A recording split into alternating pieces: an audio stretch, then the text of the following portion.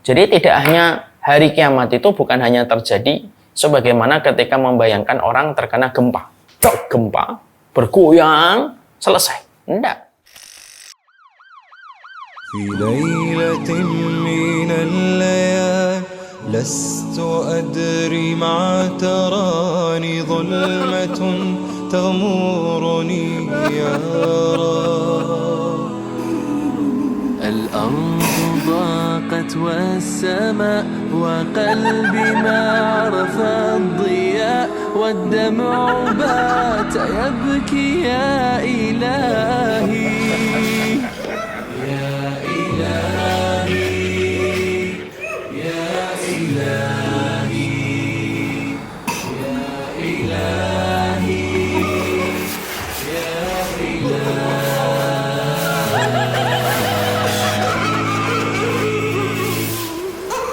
عصيت والذنب كبير وإني في حزني أسير مقيد بذنبي يا رب فهل أستحق يا إلهي العفو مجرما مقر بالذنوب يا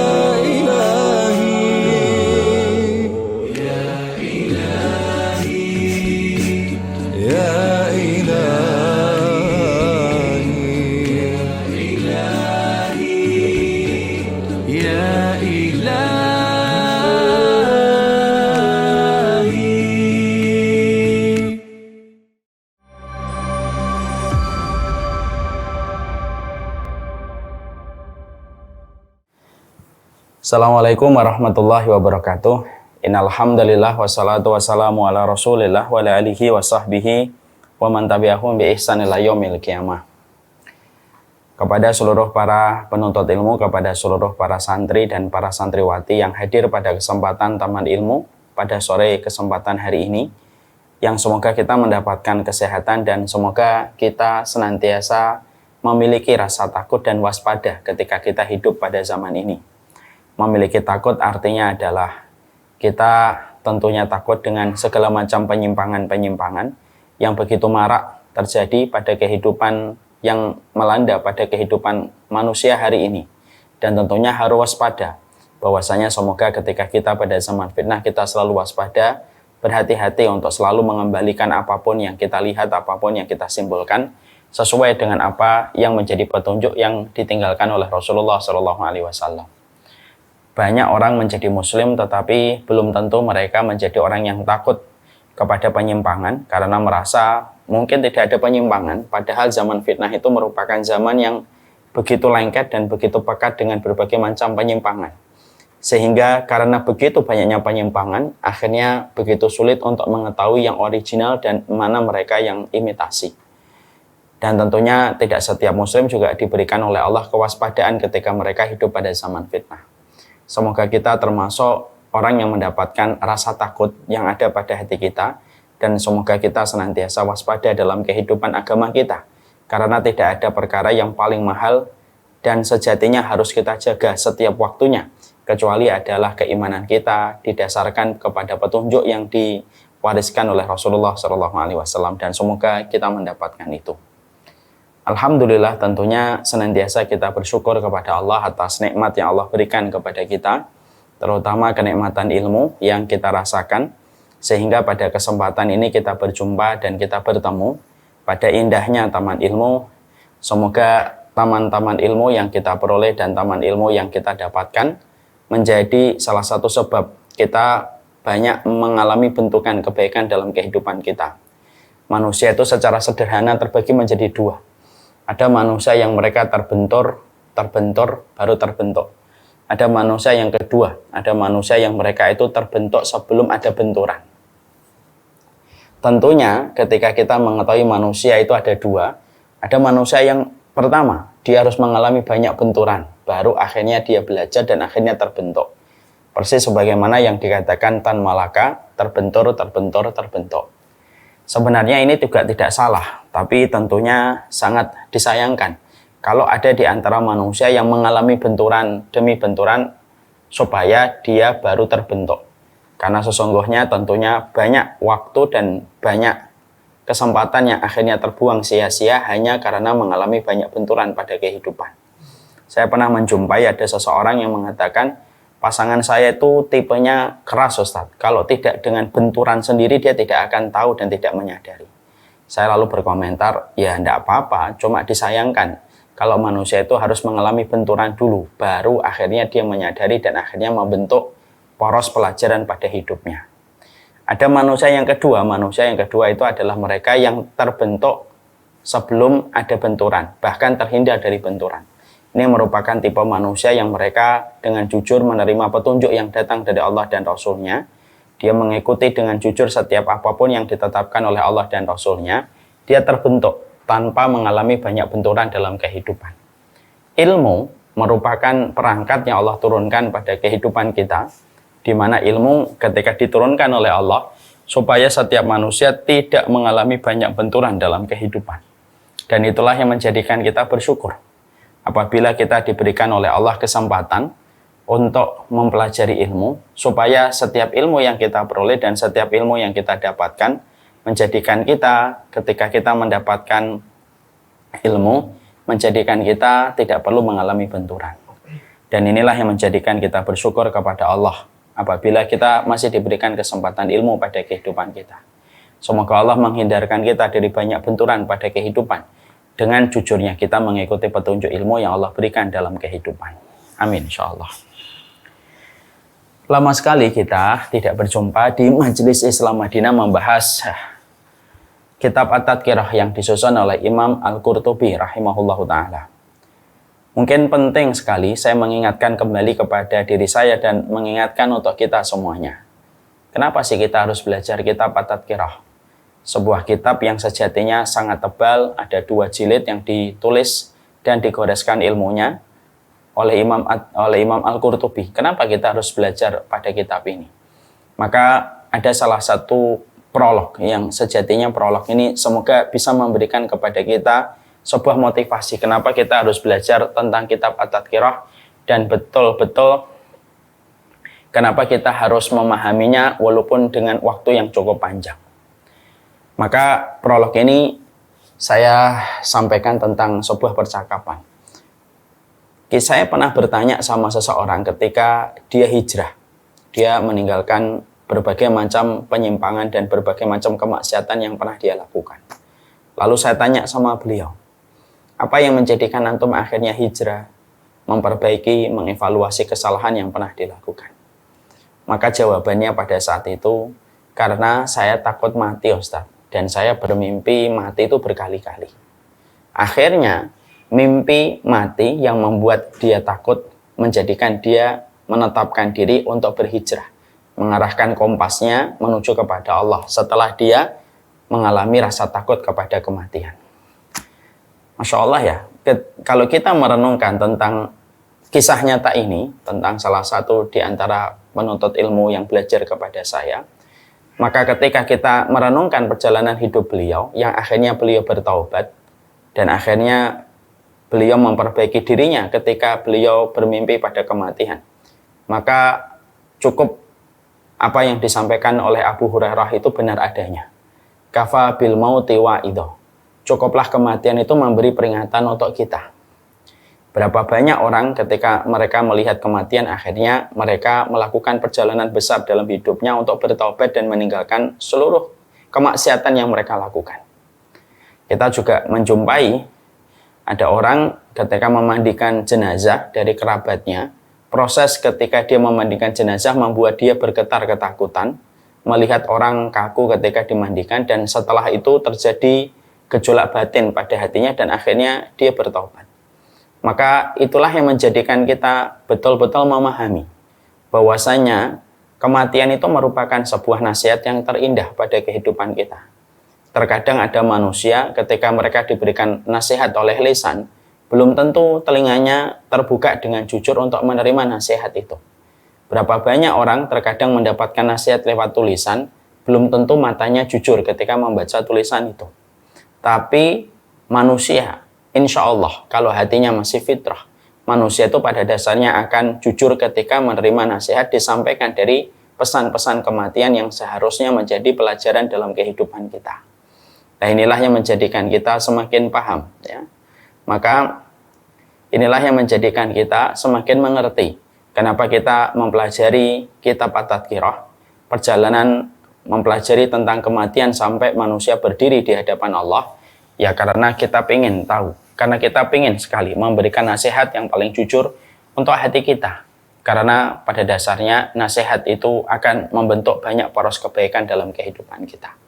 Nah, inilah yang menjadikan kita mempelajari kitab At-Tadhkirah. Kita pada kesempatan ini akan melanjutkan pembahasan kita. Kalau tidak salah kita sampai pada halaman 438. Bagi yang membawa kitab At-Tadhkirah silahkan dibuka. Pada kesempatan ini kita akan mempelajari tentang hal-hal yang berkaitan tentang kematian, di mana pada pembahasan ini Imam Qurtubi menjelaskan secara detail tentang kematian. Hari ini banyak kaum muslimin yang mereka mengalami penyempitan makna dan penyederhanaan masalah kiamat. Bahwasanya masalah kiamat adalah hari ketika gunung diterbangkan sebagaimana aneh-aneh, lalu kita nanti dibangkitkan menuju kepada Allah. Hanya sebatas itu. Padahal hari kiamat tidak sesederhana yang mungkin kita bayangkan dan kita persepsikan. Terlebih lagi ketika persepsi itu merupakan persepsi yang ada semenjak dari kita kecil dan tidak mengalami banyak perubahan sampai kita dewasa karena kurangnya kita menggali informasi.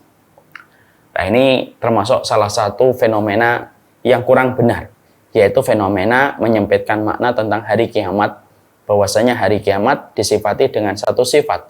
Padahal Allah mensifati hari kiamat dengan puluhan sifat yang Allah tuangkan di dalam Al-Quran. Dan kita harus menggali satu persatu sifat-sifat hari kiamat, karena seluruh sifat yang diceritakan oleh Allah merupakan sebuah kondisi yang pasti akan terjadi, di mana setiap dari kita akan melewati satu episode dari setiap sifat-sifat yang telah diterangkan oleh Allah di dalam Al-Quran dan telah diterangkan oleh Allah di dalam Al-Hadis.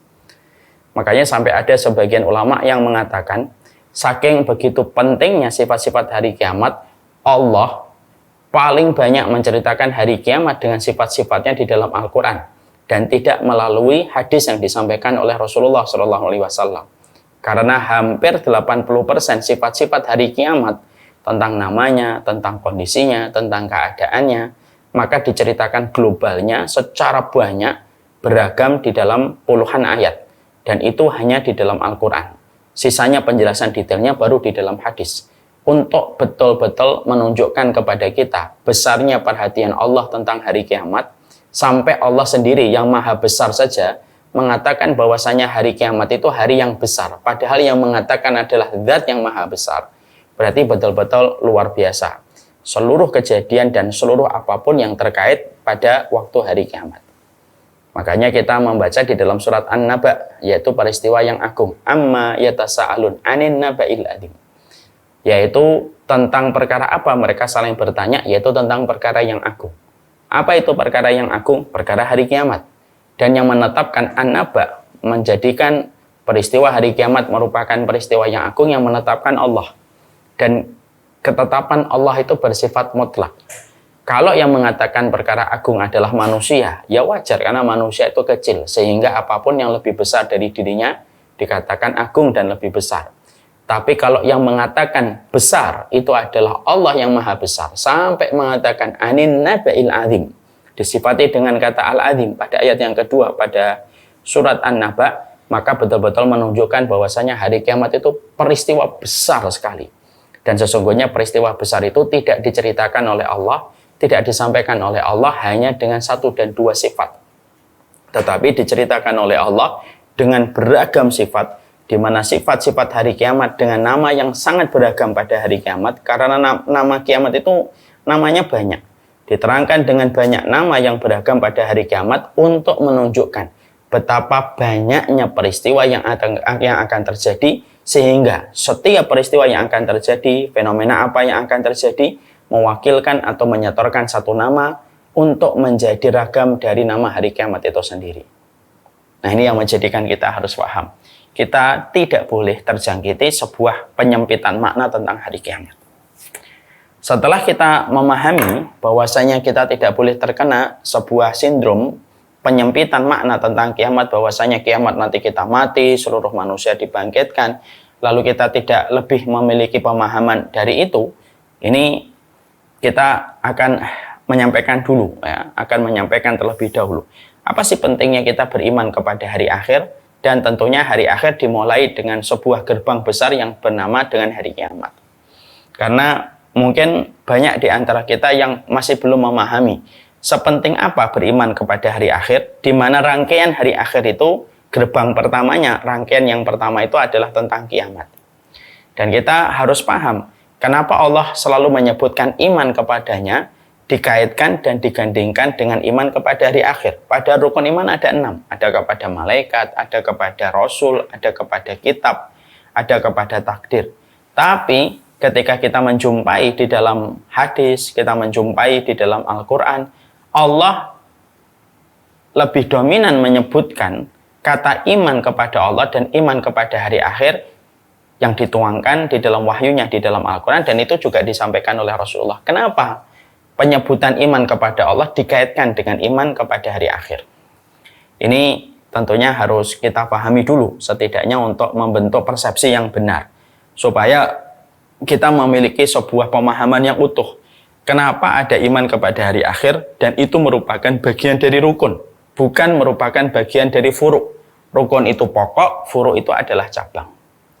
Maka setidaknya kalau kita menjumpai dari banyak sekali yang dijelaskan oleh para ahli ilmi, yang pertama, kenapa ada iman kepada hari akhir? Dikaitkan dan diletakkan setelah pokok perkara iman kepada Allah. Maka yang pertama adalah karena sesungguhnya beriman kepada hari akhir itu memberi harapan kepada manusia.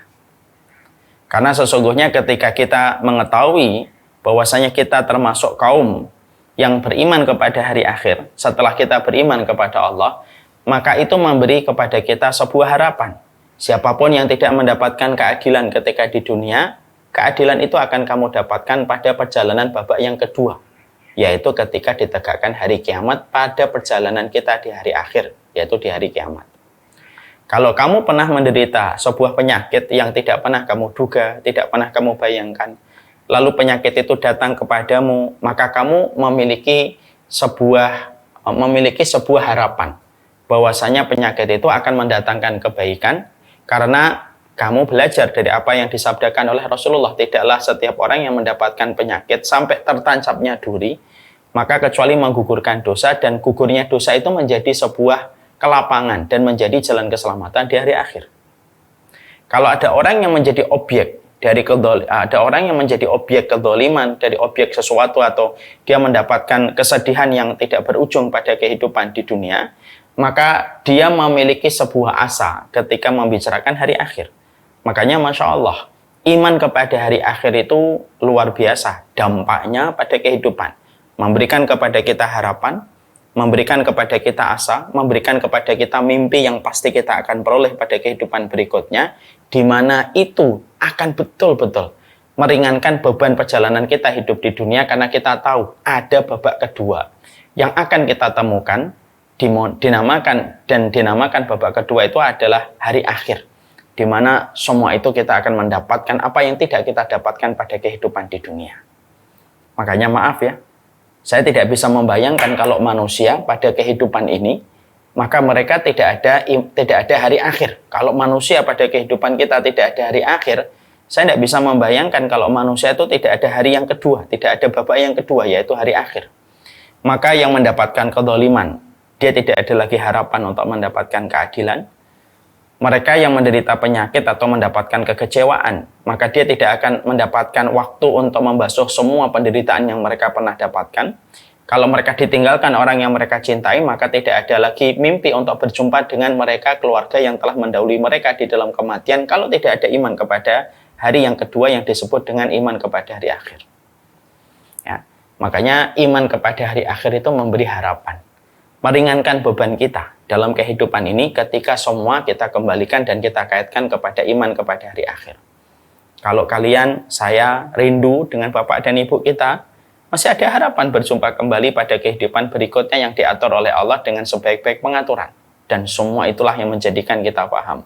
Salah satu di antara perkara yang betul-betul memberikan harapan, memberikan kekuatan, membangkitkan optimisme, memberikan asa pada kehidupan, yaitu adalah ketika kita beriman kepada hari akhir.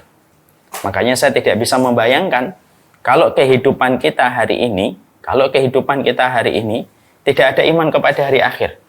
Kalau engkau dikhianati, terus kapan kamu akan mendapatkan keadilan kalau tidak ada iman kepada hari akhir?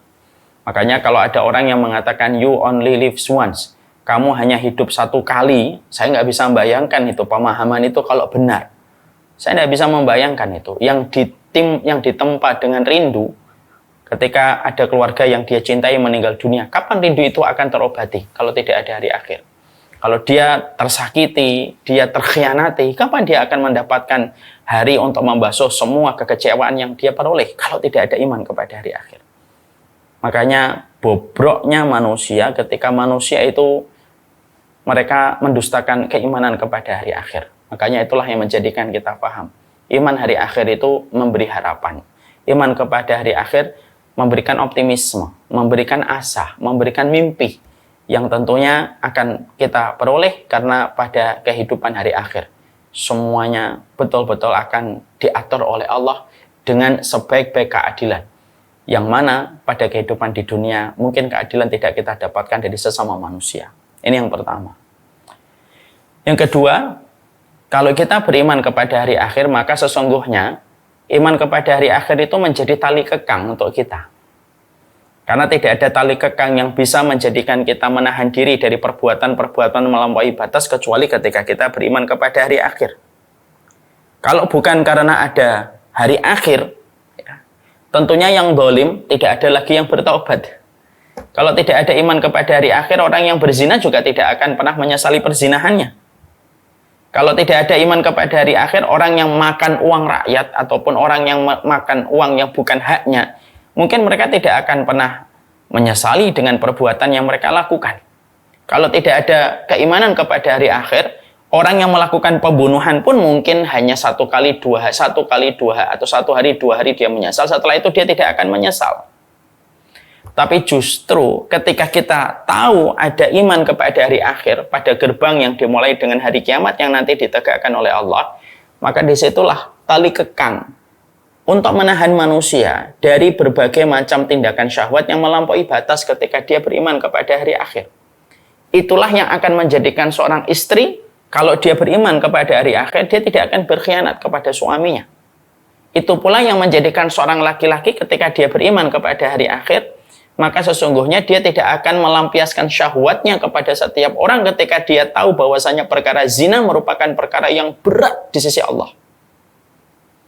Karena ada keimanan kepada hari akhir yang menjadikan setiap manusia tidak gampang mengambil senjata untuk membunuh dan mengalirkan darah sesama manusia ataupun kepada orang yang beriman. Dan tali kekang yang terbaik itu adalah tali kekang ketika kita beriman kepada hari akhir. Ini pula yang mendorong kita untuk di sisi yang lainnya. Ini pula yang mendorong kita untuk berbuat ketaatan. Kalau bukan karena iman sama hari akhir, kita nggak akan duduk di majelis taklim ini. Karena mungkin kita akan lebih nyaman untuk melakukan tindakan-tindakan yang menurut kita sesuai dengan apa yang kita mau dan sesuai dengan hobi kita. Kalau bukan karena keimanan kepada hari akhir, tidak ada orang yang bangun di tengah malam untuk menggelar sajadahnya, lalu mereka bermunajat kepada Allah dan sujud dalam kondisi meneteskan air mata. Kalau bukan karena hari akhir, tidak ada lagi orang yang ingin menutup auratnya. Kalau bukan karena keimanan kepada hari akhir, tidak ada orang yang ingin bersedekah. Mungkin zakat tidak akan pernah laku, sedekah tidak akan pernah dikeluarkan. Tapi karena ada keimanan kepada hari akhir, itulah yang menjadi tali kekang dan menjadi tali kendali pada kehidupan. Karena tidak ada tali kendali yang terbaik mengontrol kehidupan manusia kecuali adalah ketika mereka menghidupkan perangkat hatinya untuk beriman kepada hari akhir. Dia tali kekang. Makanya semakin dalam kamu memasukkan hari akhir, maka semakin banyak sensitif yang akan terjadi pada kehidupan kita. Kenapa? Semakin beriman kepada hari akhir, semakin sensitif hatimu. Dan semakin bersahaja kehidupan kita di dunia. Karena keimanan pada hari akhir itu memberikan dampak yang luar biasa pada kehidupan. Kita pernah temukan Umar bin Khattab radhiyallahu anhu. Umar bin Khattab radhiyallahu anhu beliau pernah menangis.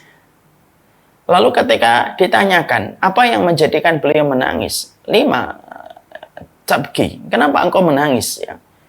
Kenapa engkau menangis, wahai Umar bin Khattab? Maka perhatikan jawaban dari Umar bin Khattab. Umar bin Khattab tidak memikirkan utang yang menjadikan beliau menangis. Tidak memikirkan mungkin rumah yang belum beliau peroleh. Beliau tidak memikirkan tentang finansial dan duniawi yang menjadikan beliau meneteskan air mata. Tidak. Orang kalau beriman kepada hari akhir itu tetesan air matanya itu terpilih pada satu aspek yang paling istimewa. Maka pada saat itu Umar bin Khattab radhiyallahu anhu ketika beliau menangis, maka saat itu Umar bin Khattab lalu menjawab, khasyitu law anna syah matat ala syattil furat la khasyitu bi anni sa'iluha anha. Maka Umar bin Khattab lalu menjawab, kenapa beliau menangis? Lalu beliau berkata, saya khawatir kalaulah ada kambing di pinggir sungai Efrat kepleset lalu kambing itu mati, lalu saya itu takut kalau saya ditanya oleh Allah, kenapa kambing di sungai Efrat itu mati? Gara-gara saya tidak membangun infrastruktur yang baik. Itu seorang Umar bin Khattab radhiyallahu anhu. Makanya akhirnya di situ kita memahami kenapa harus ada hari kiamat. Kenapa Allah terangkan puluhan ayat yang menerangkan tentang hari kiamat pada kehidupan kita. Ya begitulah. Karena sesungguhnya tali kekang yang bisa menahan kita dari berbagai macam penyimpangan itu ya keimanan kepada hari akhir. Tidaklah mereka yang menyimpang terhadap jalan kebenaran, lalu ketika mereka menyimpang dari jalan kebenaran dan bertahan atas penyimpangannya, kecuali selalu alasannya sederhana. Karena di dalam hatinya sudah tidak ada lagi iman kepada hari akhir. Orang kalau tidak memiliki konsep keimanan kepada hari akhir, supaya kehidupannya berlanjut pada kebaikan, mungkin dia akan menolak memiliki keturunan. Kenapa? Dia merasa hidupnya itu ya haknya dia. Lalu merasa bahwasanya hidup itu akan berputar untuk dia. Akhirnya dia menolak untuk punya keturunan. Kadang memiliki keturunan itu memang merepotkan, betul. Tapi kita harus nanya, apa sih hidup di dunia yang tidak merepotkan? Tapi kerepotan ketika kita mendidik anak itu ada Allah yang menjadi sandaran dan ada hari kiamat yang menjadi sebuah harapan. Sehingga akhirnya hidup itu bukan sekali lagi tentang kita semata. Maka iman kepada hari akhir inilah yang menjadikan kita akhirnya memahami betul betapa besarnya dampak yang kita rasakan ketika kita beriman kepada hari akhir. Ya. Seorang istri taat kepada suaminya, walaupun dia memiliki perasaan yang panjang yang terkadang perasaannya tidak sama dengan logika suaminya pada 1-2 keputusan-keputusan tertentu. Tapi dia tetap bisa taat kepada suaminya itu ya karena dia beriman kepada hari akhir. Bahwasanya dia mengimani di balik punggung suaminya ada 8 pintu surga. Dan itu yang akan menjadikan kita memahami betul. Orang yang beriman kepada hari akhir itu akan menjadi tali kendali dalam kehidupan. Coba kita bayangkan. Kalau kita mengimani kehidupan kita sebagaimana keimanan komunisme. Wah, apa nggak babak belur kita? Kita akhirnya akan mendapati orang dolim, tidak akan pernah merasa rugi dengan kedolimannya, dan tidak pernah merasa takut dengan kedolimannya. Ya.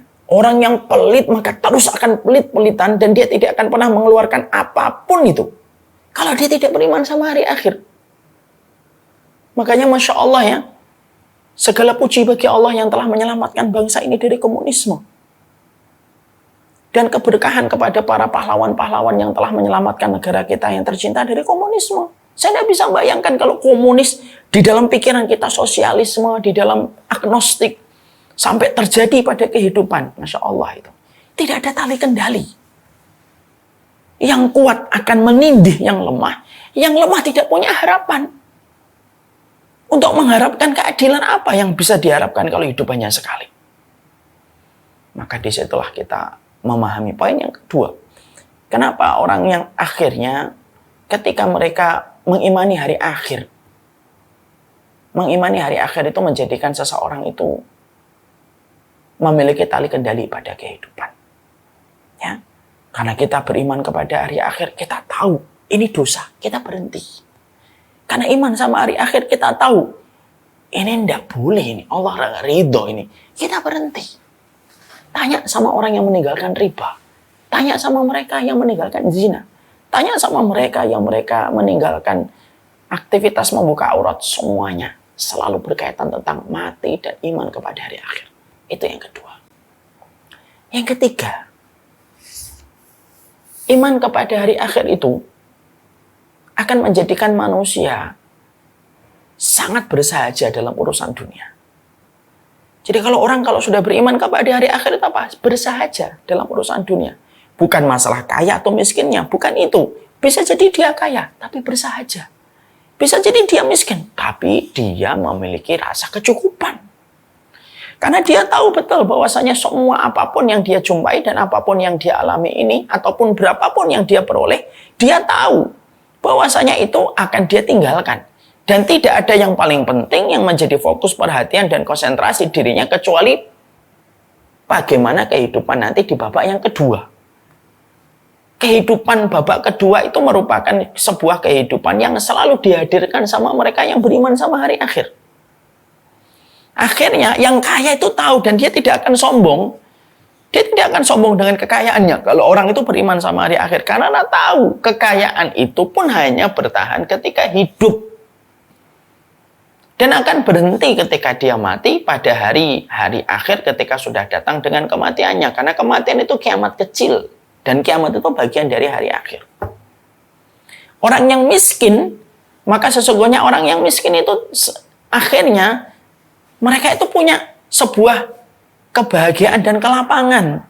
Ketika dia tahu bahwasanya kemiskinannya itu hanyalah bertahan hanya untuk kehidupan yang sementara di dunia. Dan ketika mati, bisa jadi semuanya berubah ketika dia selalu mengikuti apa yang menjadi petunjuknya Allah. Makanya akhirnya hidupnya bersahaja. Dan tahu mana perkara yang perlu segera dilakukan dan diprioritaskan dan mana perkara yang tidak perlu diprioritaskan. Bapak dan Ibu pernah nggak sekali-kali mungkin berpikir ya, kenapa ya kalau kita datang ke kota Madinah dan kota Mekah, kita tidak menjumpai istananya Rasulullah.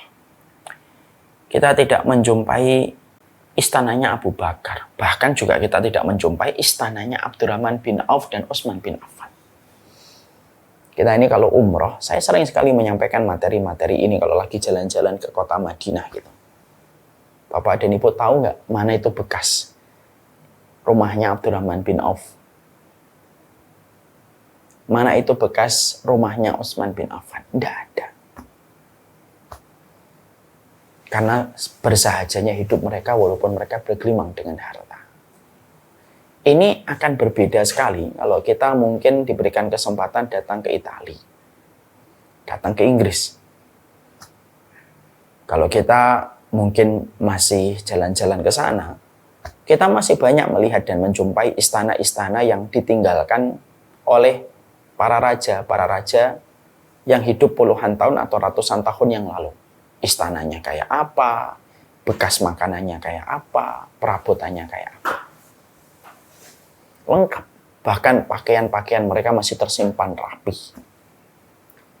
Saya terkadang mengambil sebuah hikmah, insight. Seakan-akan Nabi dan para sahabat itu ngajarin kepada kita. Hidup yang mereka kelola ketika mereka menjalani kehidupan itu kehidupan yang berinvestasi pada kehidupan berikutnya. Makanya mereka tidak meninggalkan jejak dan bekas yang banyak pada apa yang mereka miliki ketika hidup di dunia. Makanya akhirnya kita tidak menjumpai apa yang ditinggalkan oleh Nabi dan para sahabat kecuali contoh kehidupan, ketaatan, dan penghambaan mereka kepada Allah. Masya Allah ya. Itulah yang menjadikan kita paham. Iman sama hari akhir itu membuat kehidupan kita bersahaja. Kita tahu prioritas kita itu mana. Mungkin pernah mendengar kisah tentang Ali Banat, salah satu miliarder dari Australia. Bagaimana dampak dari sebuah takdir yang beliau dapatkan, yaitu ketika beliau divonis dengan kata kanker. Kehidupannya sebelum adanya penyakit itu divoniskan kepadanya, kehidupan sebelumnya dan sesudahnya sangat berbeda. Ketika pada kehidupan sebelum dia merasa dekat dengan kematian, ketika dia masih sehat, tidak ada yang dia lakukan kecuali berfoya-foya dengan apa yang beliau miliki. mendapatkan harta di usia muda, apa yang dilakukan kalau tidak punya iman? Ya, hanya sebatas untuk menunjukkan eksistensi di depan manusia semata. Lalu akhirnya takdir Allah. Beliau menderita kanker. Divonisnya, apa yang terjadi? Berubah 180 derajat. Maka akhirnya beliau berubah. Beliau mengalokasikan semua hartanya kepada perkara-perkara yang mengarah pada satu investasi yang dia niatkan untuk membangun rumahnya kembali di jalan Allah. Kita pada kehidupan diajari oleh iman kepada hari akhir. Hidup itu bukan apa yang akan kita peroleh di dunia, tapi apa yang akan kita dapatkan ketika kita setelah mati. Coba deh renungi kalau kita sholat jenazah. Kalau kita sedang sholat jenazah, di antara doanya apa? Allahumma firlahu warhamhu wa'afihi wa'fu anhu wa akrim nuzulahu wa wasi' madkhalahu waqsilhu bil ma'i wasalji wal barad wa naqihi minal khataaya kama yunaqqa sabal abyatu minad danas wa abdilhu daran khairan min darihi wa zawjan khairan min zawjihi wa ahlan khairan min ahlihi. Salat jenazah itu ngajarkan kita tentang pola hidupnya orang mukmin itu. Salah satunya kita dapatkan kurikulumnya kalau kita merenungi dan mentadaburi sholat jenazah. Orang ketika sholat jenazah itu, maka kita mengatakan, wa abdil hudaran khairan min dari. Ya Allah, gantikanlah rumahnya yang ada di alam barzah jauh lebih baik daripada rumahnya di dunia.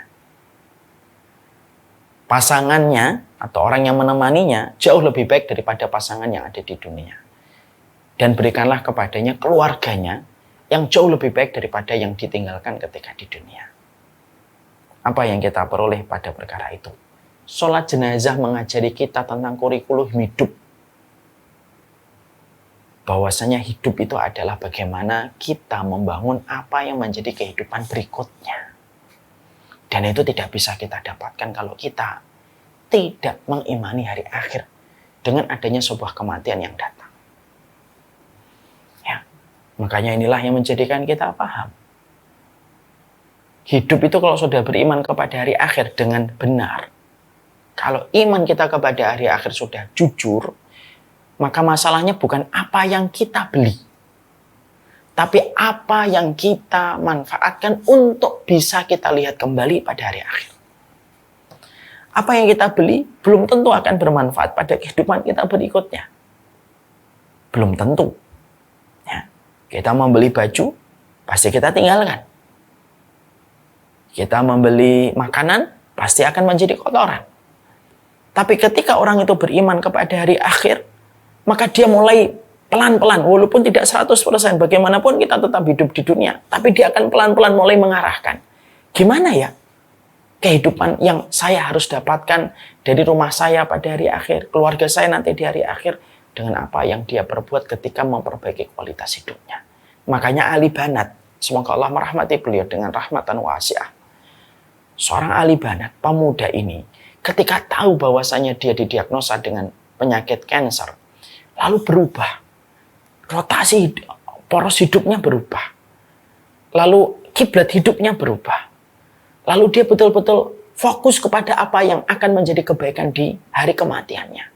Dan itulah dahsyatnya iman kepada hari akhir. Coba kalau kita tidak beriman sama hari akhir. Dikasih 1 gunung emas, kita minta 2 gunung emas. Kita dikasih 3 gunung emas, kita akan minta 4 gunung emas. Tidak ada habisnya. Tidak ada habisnya. Makanya hari ini yang kita khawatirkan itu apa? Yang kita khawatirkan adalah dengan orang kapitalisme dan materialisme yang mereka tidak akan pernah. Yang tidak akan pernah merasa cukup dengan apa yang telah mereka peroleh. Ya, dan itulah yang menjadikan kita akhirnya paham. Itulah yang menjadikan kita mengerti. Iman kepada hari akhir itu memiliki dampak luar biasa dalam kehidupan. Ya. Iman kepada hari akhir memberikan harapan, memberikan optimisme, memberikan asa, memberi kita mimpi-mimpi yang akan terwujud. Kalau kita punya iman kepada hari akhir. Siapapun di antara kita yang sakit, ada harapan. Sakitmu akan menjadi kekuatan kalau kamu ikhlas dan ridho kepada keputusan Allah. Kalau kamu dikhianati, ada keadilan yang pasti diwujudkan oleh Allah pada hari akhir. Karena sesungguhnya iman kepada hari akhir itu merupakan perkara yang memberi harapan kepada kita. Yang kedua, iman kepada hari akhir itu memberi kepada kita sebuah tali kekang pada kehidupan. Kalau bukan karena iman kepada hari akhir, yang zalim akan terus menekan dan tidak pernah menyesal. Yang zina tidak ada penyesalan. Yang berbuat jahat tidak akan lagi ada penyesalan. Iman kepada hari akhir menjadi tali kekang. Supaya orang memiliki rem pada jalan kehidupannya ketika dia mengimani kepada hari akhir. Dan yang ketiga, iman kepada hari akhir itu akan menjadikan kita lebih bersahaja pada kehidupan. Dan inilah yang sejatinya harus kita hidupkan. Itulah yang menjadikan kita paham kenapa Allah selalu menyebutkan kata iman kepada Allah dengan iman kepada hari akhir. Itulah kunci kelapangan. Itulah sesuatu yang bisa menjadikan kita terhindar dari berbagai macam penyimpangan. Itulah perkara yang melapangkan pada kehidupan kita, yaitu adalah iman kepada hari akhir. Ya. Semoga Allah memberikan kepada kita iman kepada hari akhir yang sejatinya tidak akan padam. Seiring dengan terus kita belajar dan seiring ketika kita mengkaji kebenaran di dalam kehidupan. Di-off-kan komennya. Kita pada kesempatan ini, maka sesungguhnya setelah kita memahami tentang iman kepada hari akhir, maka kita akan mulai menyebutkan tentang nama-nama hari kiamat yang dijelaskan oleh Allah Subhanahu wa taala.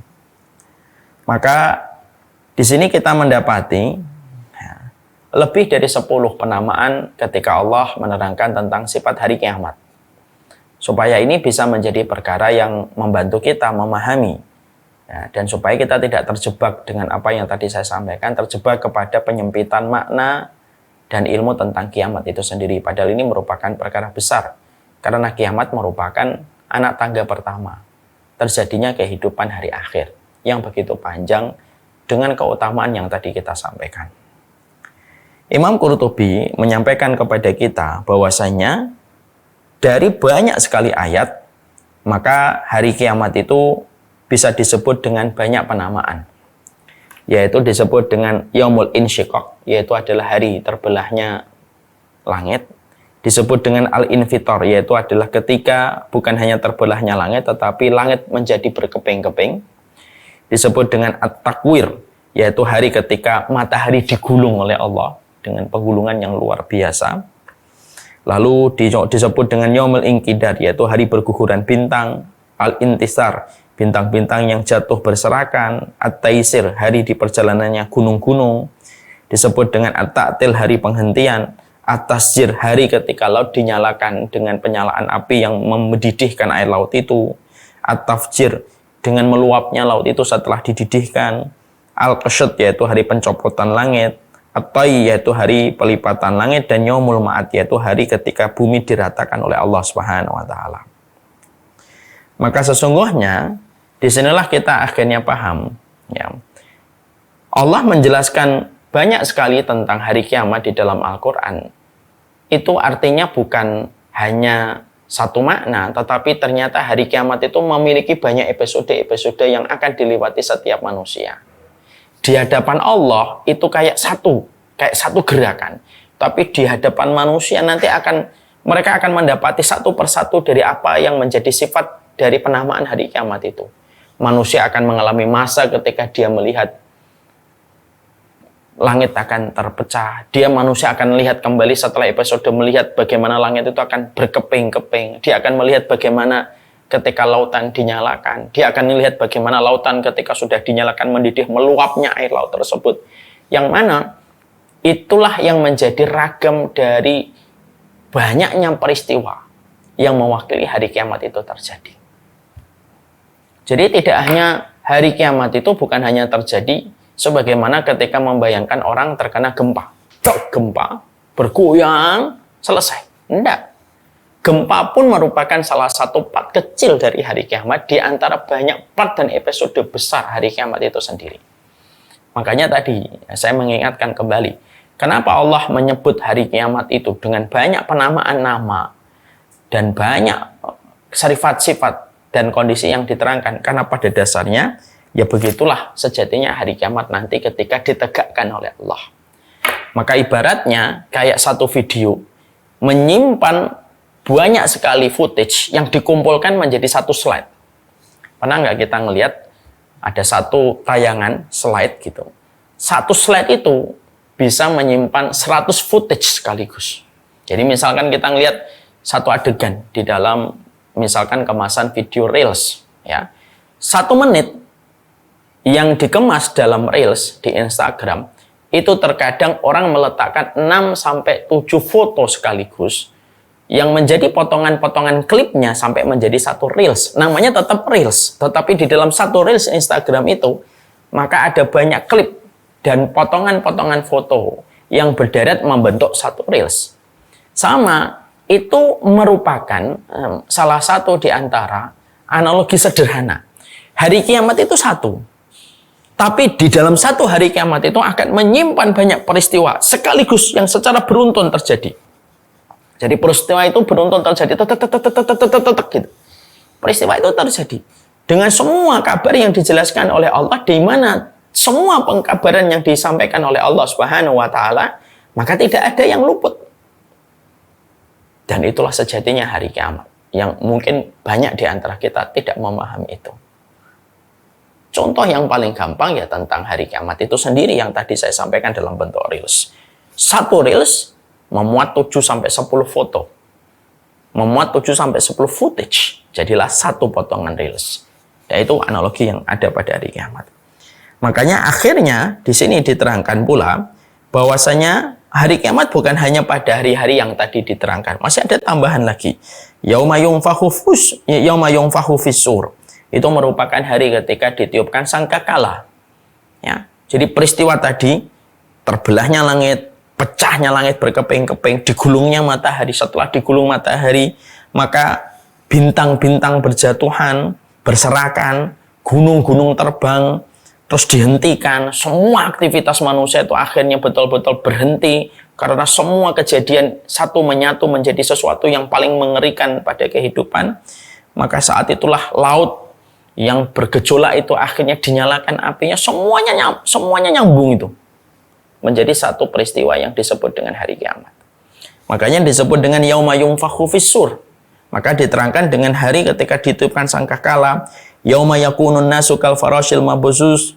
Maka pada hari itu setelah peristiwa-peristiwa yang tadi diceritakan itu, manusia nanti akan terbang karena saking begitu luar biasanya gejolak yang terjadi di alam semesta.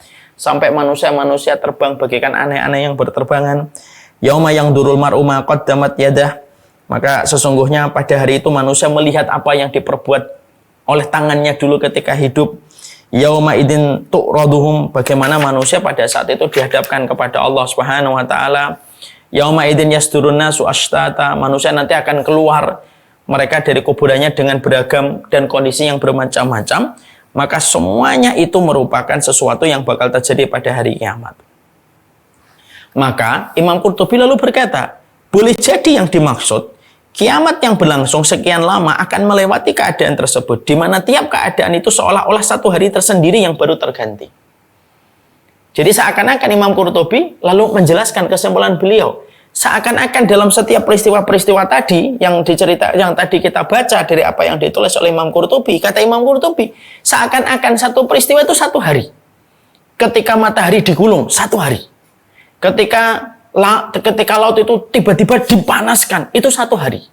Ketika bintang nanti jatuh, berserakan, itu pun satu hari. Seakan-akan semacam itu. Karena bisa jadi dalam setiap peristiwa dan pengkabaran yang dikabarkan oleh Allah Subhanahu wa Ta'ala tidak terjadi langsung sesaat, tapi bisa terjadi satu persatu itu. Di mana setiap manusia pasti akan melewati itu. Dan tidak ada pengkabaran Allah tentang hari kiamat. Semuanya pasti akan terjadi. Dan semuanya akan dilihat untuk menimbulkan satu efek ketakutan dari peristiwa yang paling mengerikan. Sampai Allah sendiri saja mengatakan ini peristiwa agung. Makanya kan tadi saya menyampaikan, Allah tidak pernah menyebut sesuatu yang agung, karena Allah itu maha agung. Kalau ada Allah sudah menyebut sesuatu dengan kata agung, itu berarti apa yang disebutkan oleh Allah itu betul-betul merupakan sesuatu yang besar. Dan Allah menyampaikan hari kiamat itu sesuatu yang sangat besar. Padahal yang mengatakan adalah Allah zat yang maha besar. Saya berkata kan, kalau yang memberikan kesimpulan itu manusia, kesimpulan manusia itu relatif. Tapi apa yang Allah tetapkan itu sifat yang mutlak, bukan relatif. Coba kita bayangkan. Jadi peristiwa tadi, kalau kata Imam Qurtubi, seakan-akan bisa jadi satu peristiwa satu hari. Satu peristiwa satu hari. Satu peristiwa satu hari. Bukan rentetan dalam hitungan menit kemudian habis gitu. Enggak. Dulu saya ketika waktu kecil SD merasa, menyangka, oh hari kiamat itu rentetannya cepet. Tek, tek, tek, tek, tek, tek, tek. 1 menit, 2 menit, 3 menit, semua sudah mati, habis. Selesai. Langsung manusia nanti bangkit satu-satu. Ternyata apa yang saya pahami itu, kalau kita kembalikan kepada apa yang ditulis oleh Imam Qurtubi di sini, maka Imam Qurtubi mengatakan, itu sesungguhnya akan berlangsung sekian lama, melewati keadaan-keadaan tersebut, di mana tiap keadaan seolah-olah itu kayak satu hari tersendiri. Yang mana ketika sudah selesai, baru digantikan lagi dengan peristiwa yang baru lagi. Sebagaimana kabar yang dijelaskan oleh Allah Subhanahu wa Ta'ala. Masya Allah ya. Ya. Maka pada hari itulah yang menjadikan akhirnya dari hal itu, maka kita juga harus paham hari kiamat itu satu hari, suatu hari yang tidak ada lagi hari sesudahnya. Dan sebagai hari yang besar, ia bisa jadi mencakup hari-hari tersebut di atas seluruhnya. Di sisi yang lainnya, Imam Qurtubi itu mengatakan, karena hari kiamat itu merupakan satu hari yang tidak ada hari lagi dan tidak ada waktu lagi setelahnya, maka bisa jadi dalam satu hari itu, maka karena dia disebut dengan hari yang besar, maka dia mencakup hari-hari yang panjang, hari-hari yang ada pada waktu sebelumnya, semuanya dimasukkan pada hari yang besar itu, yaitu pada hari kiamat. Makanya kualitas satu hari, dari apa yang dijelaskan oleh Imam Qurtubi, kualitas satu hari dan kuantitasnya satu hari, pada waktu terjadinya hari kiamat, bisa jadi merupakan kumpulan dari puluhan tahun pada hari-hari yang biasa. Ketika terjadinya hari kiamat itu, kata Imam Qurtubi. Masya Allah ya. Maka dikatakan oleh beliau, jadi kiamat itu satu hari bagi Allah, tapi bagi makhluknya itu merupakan hari yang panjang dan hari yang banyak. Ya. Jadi hari kiamat itu satu hari di hadapan Allah. Makanya Allah menyebutkan yaum. Allah tidak menyebutkan ayam. Apa bedanya yaum dengan ayam, Ustaz? Allah menyebut hari kiamat tidak menyebut dengan kata ayam. Allah menyebut hari kiamat dengan kata yaum. Yaum itu mufrad, tunggal. Ayam itu dalam bentuk plural, jamak taksir. Allah menyebutnya dengan kata yaum. Ketika Allah menyebut hari kiamat itu dengan kata yaumun, maka Imam Qurtubi lalu menjelaskan, maka sesungguhnya Allah menyebut kata yaumun pada hari kiamat, karena bisa jadi di hadapan Allah itu memang satu hari, tapi bagi makhluk itu kumpulan hari dan waktu yang panjang betul sebenarnya. Karena banyaknya peristiwa yang sudah berdesakan untuk digelar pada waktu hari kiamat, sebelum nanti manusia betul-betul dihamparkan di padang mahsyar. Ya, makanya kan orang mukmin itu berdoa supaya tidak melihat hari kiamat. Karena peristiwanya besar. Sampai yang hamil saja dia melahirkan. Jadi tidak sebagaimana yang dulu kita pikirkan waktu SD. Oh, nanti kiamatnya kayak gempa. Dalam hitungan menit langsung pada mati semuanya ketika terkena reruntuhan. Allahumma fir lana, nasallallahu salamau la'afiyah. Setelah itu selesai. Enggak gitu ternyata. Harinya panjang.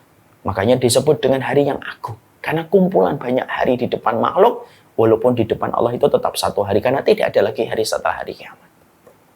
Ya. Maka inilah yang menjadikan akhirnya kita memahami betul. Itulah tentang hari kiamat itu sendiri. Jadi apa yang kita dapatkan dari penjelasan itulah yang menjadikan kita akhirnya memiliki sebuah referensi dan ilmu. Berarti hari kiamat itu bisa jadi sebulan, Ustaz, menurut hitungan manusia, tapi di hitungan Allah itu tetap satu hari, karena pada hari itu Allah yang memanjangkan dan Allah yang memendekkan. Kita tentunya harus paham ya, masa dan waktu itu miliknya Allah. Allah bisa memanjangkan, Allah bisa memendekkan sesuai dengan hikmah yang Allah miliki. Pernah nggak kadang-kadang kita melewati satu hari terasa panjang gitu? Dari pagi sampai menunggu maghrib terasa panjang. Tapi bisa jadi terkadang kita melewati hari itu bukan hanya 1 hari. Sebulan terasa cuma 1 hari. Saking cepatnya. Dan kita harus paham, yang memiliki hari itu Allah. Makanya kita bisa paham, kenapa kok di hari kiamat 1 hari berbanding dengan 50.000 tahun ketika di dunia. Karena bagi Allah itu mudah. Makanya Allah menyampaikan di dalam hadis qudsi, la tasubbud dahr wa ana dahru. Makanya dalam salah satu riwayat disebutkan, jangan mencela waktu, jangan mencela masa. Aku adalah pemilik masa. Kalau Allah yang memiliki, Allah bisa memanjangkan, Allah bisa memendekkan. Sehingga pada waktu hari itu, dijelaskan adalah, maka pada hari itu kalau kita merujuk kepada Imam Qurtubi yang menulis kitab ini, maka akhirnya Allah akan memanjangkan 1 hari pada hari kiamat itu. Walaupun sepanjang-panjangnya hari kiamat, tentunya tidak akan pernah mengalahkan 1 hari di akhirat. Tapi bisa jadi panjang. Kenapa? Banyak peristiwa yang ngantri. Sebagaimana yang sudah disebutkan oleh Allah tadi, yang kita baca satu persatu tadi. Ada terbelahnya langit, ada terpecahnya langit berkeping-keping, digulungnya matahari, jatuhnya bintang-bintang, berserakan semua bintang-bintang. Itu kan tidak bisa dalam 1 menit. Orang langsung tahu semuanya. Tidak bisa. Dia perlu waktu untuk melihat itu semuanya. Maka bisa jadi ada orang yang di sini matinya disebabkan karena tertumpah dengan air yang dipanaskan. Ada yang di sini karena terkena bintang-bintang yang jatuh ketika mengenai kepada kehidupan manusia. Dan itu yang menjadikan kita mengerti. Berarti pada waktu hari kiamat, karena sudah disebut hari yang agung, takwil yang disampaikan atau interpretasi yang disampaikan oleh Imam Qurtubi adalah hari itu tetap 1 hari, tapi kuantitasnya dipanjangkan oleh Allah untuk memenuhi apa yang Allah ancamkan dari satu-satu peristiwa yang sudah Allah tuangkan di dalam wahyu pada Al-Quran. Ya. Makanya itulah yang menjadikan akhirnya kita memahami. Itulah yang kita mengerti tentang hari kiamat. Kalau kita selanjutnya membuka pada halaman 442. Selain kata yaum, maka kita juga mendapati bahwasanya Allah juga menyampaikan dengan kata as-sa'ah. Ya. Allah menyampaikan dengan kata as-sa'ah. Allah menyampaikan dengan hari kiamat itu dengan kata al-qiyamah. Ya. Allah juga menyampaikan hari al-mahsyar, yaumul khuruj. Allah juga menyampaikan yaumul ba'as, yaumul qari'ah, yaumun naqur. Ini tentunya semuanya ada penjelasan. Ya. Tapi qadarullahu ma yasha, kita sudah jam 5 dari ketentuan waktu yang kita pelajari. Setidaknya akhirnya kita paham betul. Maka kesimpulan yang kita pelajari pada kesempatan hari ini adalah itulah hari kiamat. Hari kiamat itu beriman kepada hari akhir itu merupakan perkara yang besar. Memberikan kepadamu harapan, menjadi tali kekang dalam kehidupanmu, dan menjadikan kehidupan kita di dunia itu bersahaja. Di sisi yang lainnya kita paham, Allah menerangkan hari kiamat tidak dengan keterangan yang singkat, sebagaimana singkatnya kita ketika memahami hari kiamat ketika terlalu sederhana. Hari kiamat itu diterangkan dengan sifat-sifat yang panjang, dengan kondisi yang beragam yang disampaikan oleh Allah. Maka makna yang paling rajih atau makna yang paling terpilih dari apa yang diyakini oleh Imam Qurtubi, memang hari kiamat itu 1 hari, karena tidak ada lagi hari setelahnya. Tapi pada waktu hari kiamat, bisa jadi dipanjangkan oleh Allah, di mana 1 hari kiamat itu merupakan kumpulan dari banyak-banyak hari yang dilewati oleh manusia, di mana Allah tetap menetapkan itu hanya 1 hari.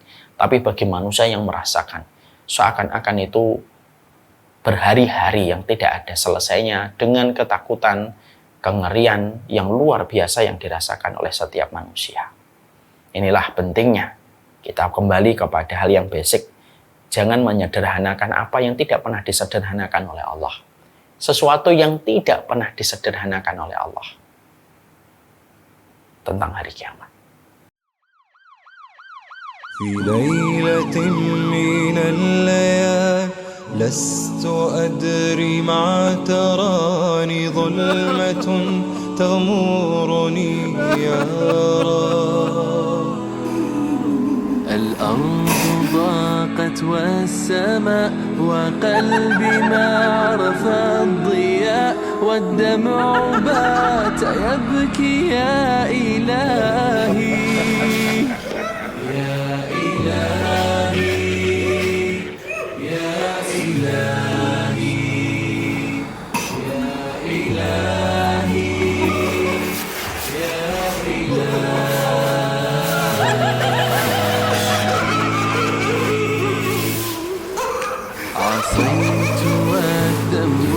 كبير وإني في حزني أسير مقيد بذنبي يا رب.